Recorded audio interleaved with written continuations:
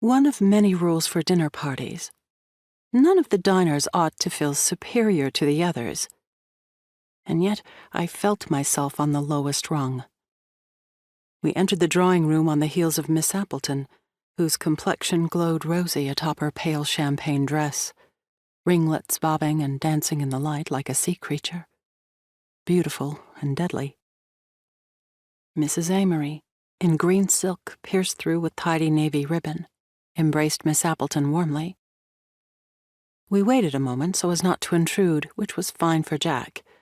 Men may stand and look around the room and are assumed to be thinking, perhaps measuring the room's dimensions. But women?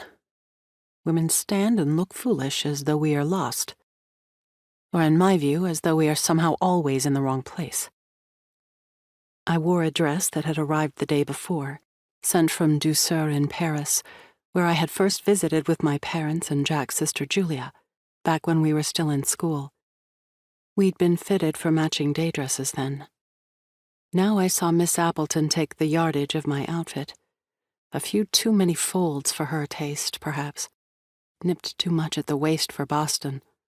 Lined with buttons on either side. I had thought the sketches glorious. Different.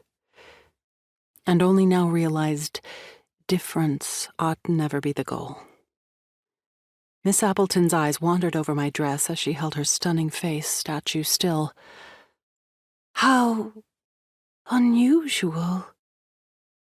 Beautiful people can afford a touch of cruelty. Other guests arrived, comfortable in the house as regulars in the dinner party rotation. The room was grand in the understated Boston way. Upholstered fine furniture, lighting neither too bright nor too dim, nothing too showy.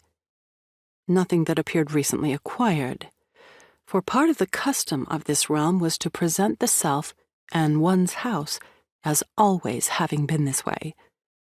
I was the only new addition.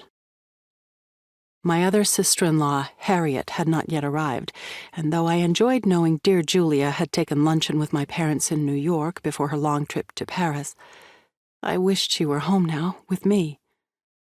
I searched the room for a kind face, or at least one in which I might find solace. "I wish we could expect my old friend, Mr. Fay," I said. Mrs. Amory looked aghast, then clicked her tongue to let me know she remembered well a flirtatious Boston evening he and I had shared, long before my marriage.